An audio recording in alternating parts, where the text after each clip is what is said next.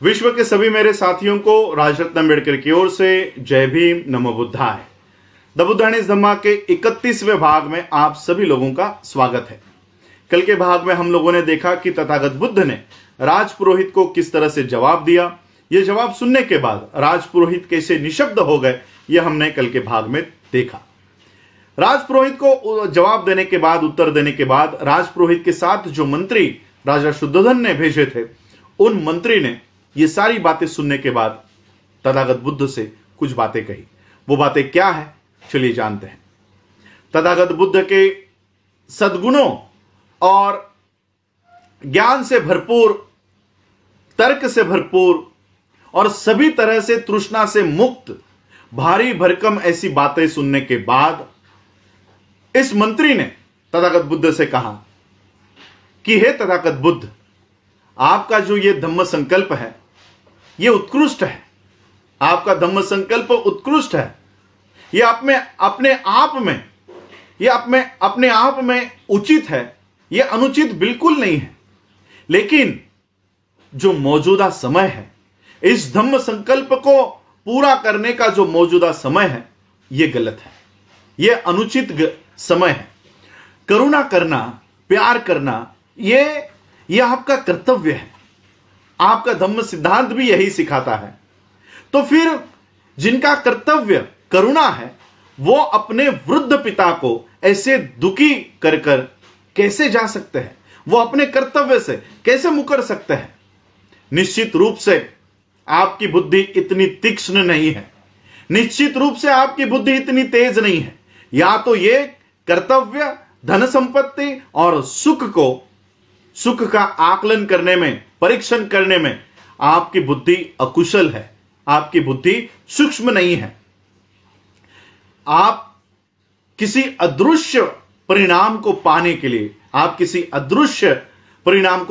लिए, दृश्य ऐसे लक्ष्य का त्याग करके जा रहे हैं। कुछ लोगों का कहना है कि पुनर्जन्म होता है, और कुछ लोगों का पूरे आत्मविश्वास के साथ यह कहना है कि पुनर्जन्म जैसी कोई चीज नहीं होती, पुनर्जन्म नहीं होता। जब इस विषय में इतना संदेह है, जब इस विषय में इतनी शंका है, तो फिर आज जो हमारे पास है, आज जो हमारे हाथों में है, जो साधन हमारे पास है, क्या उसका आनंद लेना, क्या उसका सुख लेना यह उचित नहीं है?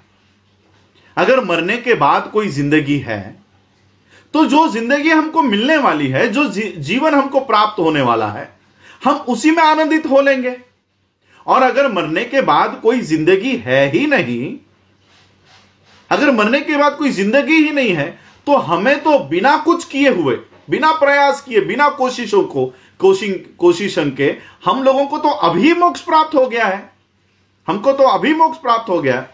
कुछ लोगों का कहना है कि पुनर्जन्म होता है, लेकिन ये मोक्ष की संभावना को नहीं मानते। जिस तरह से अग्नि स्वभाव से ही गर्म होती है, जिस तरह से पानी स्वभाव से ही तरल होता है, उसी तरह से हमारी कृति की जो ताकत होती है, हमारे काम की जो ताकत होती है, उसके भी कुछ विशेष स्वभाव होते हैं। कुछ लोगों का मानना है कि सभी वस्तुएं, चाहे वो अच्छी हो, बुरी हो, जिनका अस्तित्व हो या जिनका अस्तित्व ना हो, ऐसे वस्तु जन्मजात गुणों से निर्माण होती है। उनमें जन्मजात कोई गुण होते हैं और उनसे ही वो निर्माण होती है। और जबकि ये पूरा विश्व स्वभावतः ही स्वनिर्मित है, तो फिर हमारे सारे प्रयास तो व्यर्थ है। ये पृथ्वी अपने आप ही निर्मित हुई है, तो हमारा कोई भी प्रयास ये व्यर्थ है। जिस तरह से इंद्रियों की क्रिया निश्चित होती है, जिस तरह से सभी इंद्रियों की जो क्रिया होती है, जिसके अपने अपने इंद्रियों के काम होते हैं, वो निश्चित होते हैं, उसी तरह से बाहरी वस्तुओं की भी अनुकूलता और प्रतिकूलता निश्चित होती है। तो फिर जो हमारी वृद्धावस्था और दर्द से जुड़ा हुआ है, जो हमारी वृद्धावस्था, बुढ़ापे से और दर्द से जुड़ा हुआ है, उसे हमारी कितनी भी कोशिश कर लो, कितने भी प्रयास कर लो, हम उसे कैसे बदल सकते हैं? यह सारा निर्माण स्वाभाविक है, ये सारा निर्माण प्राकृतिक है। पानी अग्नि को बुझा देता है और अग्नि पानी की भाप बनाकर उड़ा देता है। ये अलग अलग तत्व जब एक हो जाते हैं तब पृथ्वी का निर्माण होता है। गर्भाशय में गर्भ स्वाभाविक रूप से हाथ, पांव, पीठ, पेट, सर, इन सारों का निर्माण होता है और फिर उसमें जान आती है, चेतना आती है, प्राण आता है, प्राण से वो जुड़ जाता है। बुद्धिमानी व्यक्ति इसे प्राकृतिक ही कहते हैं। हर बुद्धिमानी व्यक्ति इसको नैसर्गिक कहते हैं। जानवरों के सींगों को नोकीला कौन बनाता है? जानवरों के सींगों को कौन नोकीला बनाता है? पशु पक्षियों में अलग अलग प्राकृतिक स्वभाव होते हैं, निर्माण होते हैं। वो प्राकृतिक स्वभाव कौन निर्माण करता है? ये सब किसी के इच्छा के अनुसार नहीं होता। ये किसी के इच्छा के अनुसार नहीं होता और इसीलिए इच्छा शक्ति नाम की कोई चीज नहीं होती। इच्छा शक्ति नाम की कोई चीज अस्तित्व में नहीं होती।